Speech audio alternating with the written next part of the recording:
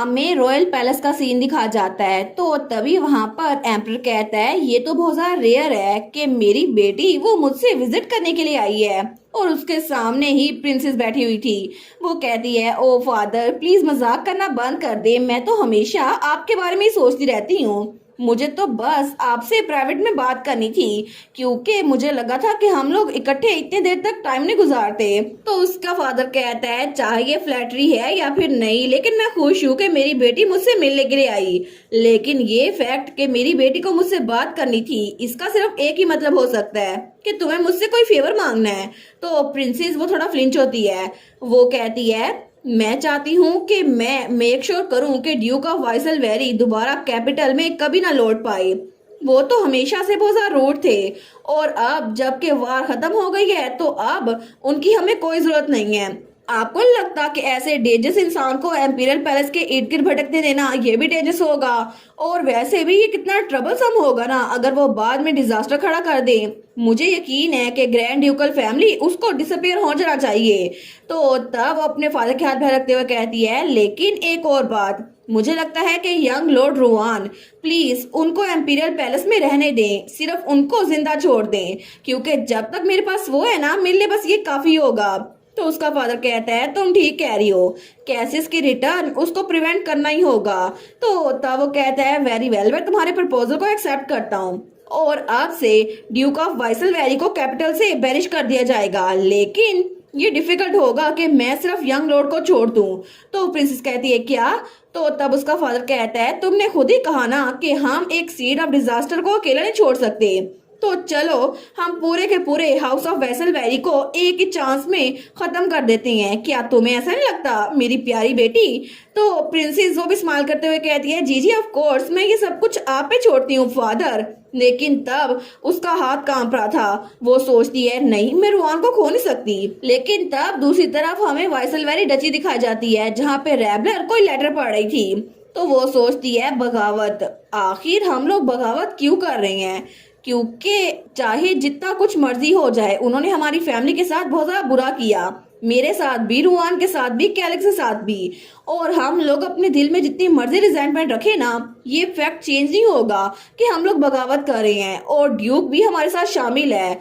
और आखिर में जब तक पब्लिक का ओपिनियन वो प्रिंसेस के साथ है ना और एम्पीरियल फैमिली के साथ, तो हम कुछ नहीं कर सकते। सबको ऐसे लगेगा हम बगावत कर रहे हैं और हर कोई एम्पर को सपोर्ट करता है, स्पेशली प्रिंसेस को। ये तो एब्सोल्यूट है ना। मसला ये है कि हम इसको चेंज कैसे करें, मैं इसको चेंज कैसे कर सकती हूँ? लेकिन वो सोचती है कैलिक्स के यहाँ होते हुए सक्सेशन का इशू वो तो सोल्व हो जाएगा, लेकिन क्या हम सच में ओरिजिनल सेटिंग को चेंज कर सकते हैं? जब तक एम्पीरियल फैमिली कोई बड़ा स्कैंडल न बना देना तब तक ऐसा नहीं हो सकता।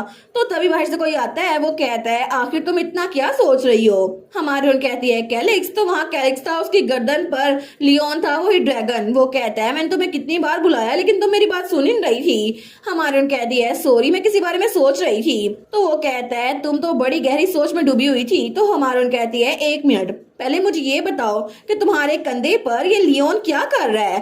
तो तब हमारा कैलिक्स अपने ड्रैगन को देखते हैं। हमारी हीरोइन कहती है लियोन तुम्हारे साथ क्यों है? वो कहता है इसका नाम लियोन है।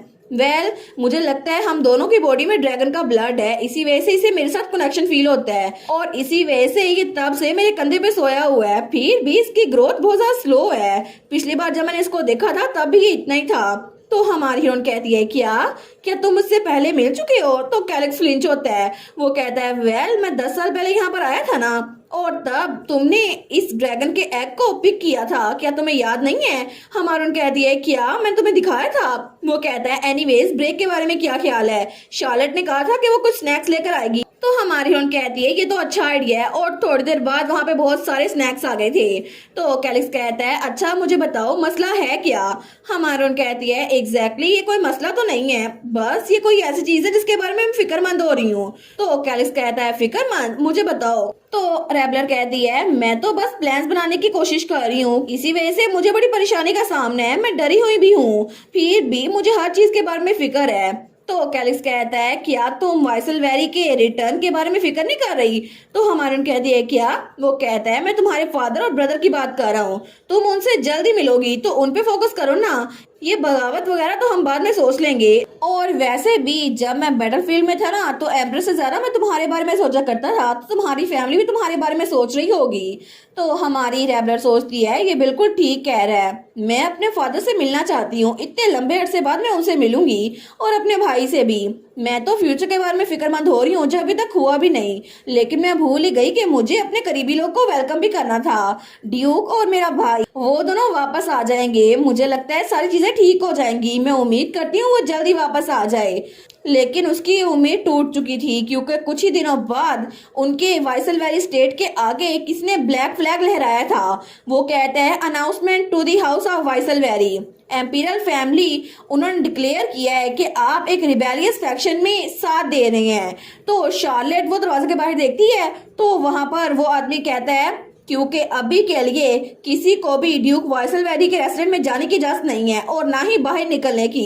तो कैलिक्स और बाद में एडन भी वहीं पर था, सारे के सारे शौक थे। तो तब उस आदमी की आवाज कमरे तक आ रही थी, हमारी हीरोइन को भी आवाज आती है। इसके अलावा ड्यूक वाइसलवेरी और उनकी पूरी फैमिली, उनको बगावत की वजह से सजा मिलेगी। अभी अगर आपने लड़ाई करने की कोशिश की तो इसकी वजह से आप लोग को बंदी बना दिया जाएगा। और तब वो था एम्परर का नाइट, वो कहता है सारे के सारे ड्यूकल हाउस को सजा मिलेगी, कोई भी अब इससे बच नहीं सकता। लेकिन इसी तरह काफी दिन गुजर चुके थे और कोई भी वाइसलवेरी स्टेट से बाहर और अंदर नहीं जा रहा था, वो पूरी जगह वीरान थी, वहां पर ना कोई सर्वेंट था ना ही कोई मेड। तो तब शार्लेट खिड़की से बाहर देखती है, वो कहती है माय लेडी, आज भी उन नाइट्स की तरफ से कोई मूवमेंट नहीं है, ऐसा लगता है कि अभी भी वो वाइसलवेरी रेजिडेंट को घेरे हुए हैं। तो हमारी हीरोइन अपने ऑफिस में बैठी हुई थी, वो तो बहुत ज्यादा परेशान थी। वो सोचती है 3 दिन हो भी चुके हैं जब से एम्पीरियल नाइट ऑर्डर हमारे मैंशन को घेरे हुए है और हमारा क्राइम ये बताया गया है कि हम लोग बगावत के लिए कॉन्स्पिरेसी कर रहे थे और इसके लिए तो कोई स्पेसिफिक एक्सप्लेनेशन भी नहीं दी गई, सिर्फ हम पे इल्जाम लगाया गया है। और नाइट कमांडर के यूनिट ने हमारे गेट के सामने पहरा डाला हुआ है। तो तब वो सोचती है ये बात सच है कि हम लोग यहाँ पर बगावत करने की तैयारी कर रहे थे, लेकिन वाइसलवेरी उन्होंने अभी तक कुछ किया नहीं है और बगावत के चार्जेस वो तो सिर्फ उन्होंने खुद से बनाए हैं। एम्परर का गोल हमें तबाह करना है, इसके अलावा कुछ भी नहीं। तो तब वो सोचती है मैंने एक्सपेक्ट नहीं किया था कि एम्परर वो पहले ये काम करेगा, ये तो अनएक्सपेक्टेड है।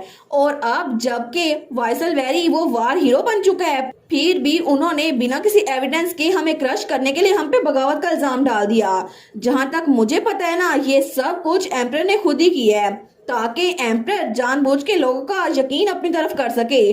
तो शार्लेट कहती है उन्होंने अभी तक 3 दिनों में कोई अटैक नहीं किया, क्या हम अपने दरवाजे ऐसे ही बंद रखें?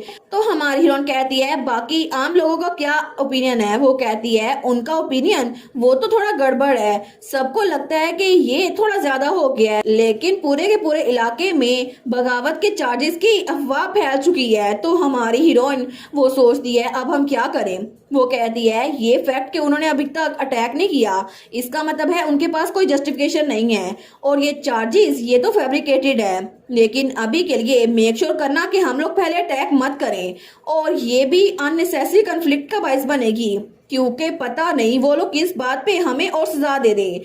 तो शार्लेट कहती है जी मैं ये मैसेज पहुंचा दूंगी। तो वो कहती है और मेरे फादर के कंडीशन के बारे में क्या तुमने उनके बारे में कुछ सुना? शार्लेट कहती है सारे के सारे पैसेजेस जो कि बाहर की तरफ जा रहे हैं ना, सब पे पहरा बैठा हुआ है, इसी वजह से हम कोई भी लेटर भेज या रिसीव नहीं कर सकते, सिर्फ हम लोग डची के अंदर ही अपनी बातें एक दूसरे को पहुंचा सकते हैं, इसी वजह से हिज ग्रेस की सिचुएशन को पता करना थोड़ा मुश्किल होगा।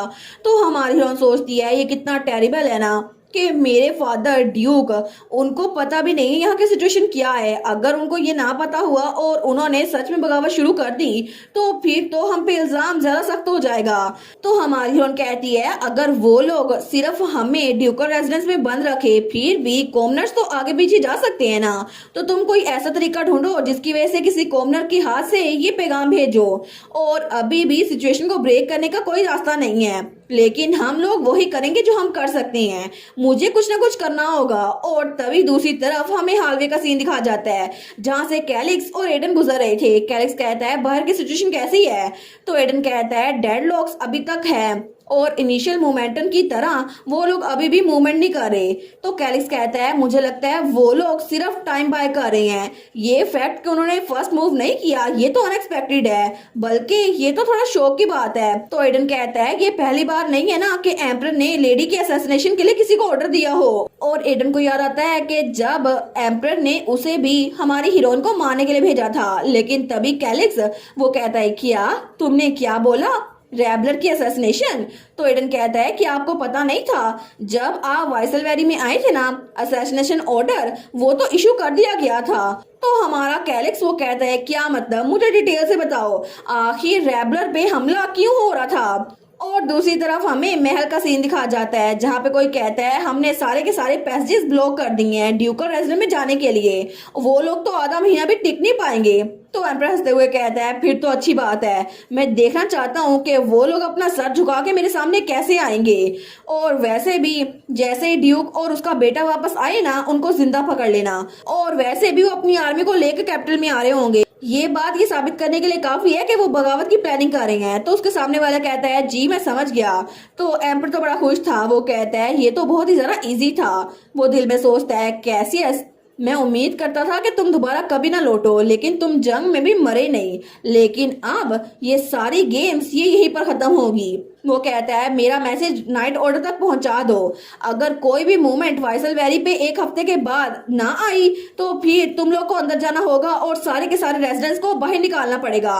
तो उसके सामने वाला कहता है लेकिन अगर हमने ये किया तो लोग बगावत कर देंगे, और वैसे भी हमारे पास कोई पुख्ता सबूत नहीं है, अगर हमने ऐसे ही वायलेंस दिखाई तो वार हीरो के खिलाफ लोग हमारे पीछे पड़ जाएंगे। तो एम्पर कहता है क्या तुम मुझे लेक्चर देने की कोशिश कर रहे हो, मैंने जो बोला वो ही बात मानो। वो कहता है जी जी जैसा आप कहें। लेकिन एम्पर सोचता है कैसियस अब तुम्हारे लिए बस ये खत्म हो गया, तुम और तुम्हारी फैमिली जो कि मेरे सामने इतने सालों तक टिकी रही थी, अब मैं तुम लोग को पूरे एम्पायर से मिटा डालूंगा, और तुम्हारे साथ वो कैलिक्स बिल्कुल मैं उसको भी इस दुनिया से मिटा डालूंगा ताकि मेरे राज पर कोई भी फर्क ना पड़े और मैं एक बार फिर से एम्पर बन के जीता रहूं। और इसी के साथ ये वाला पार्ट यहीं पर ख़त्म। तो आप लोग बताइएगा आप लोग को ये पार्ट कैसा लगा, और वीडियो को लाइक और चैनल को सब्सक्राइब लाजमी कीजिएगा। बाकी वीडियोस का लिंक भी स्क्रीन पर नज़र आ रहा होगा तो काइंडली उनको भी चेकआउट कर ले। और thank you so much for watching my videos. Stay safe, bye bye.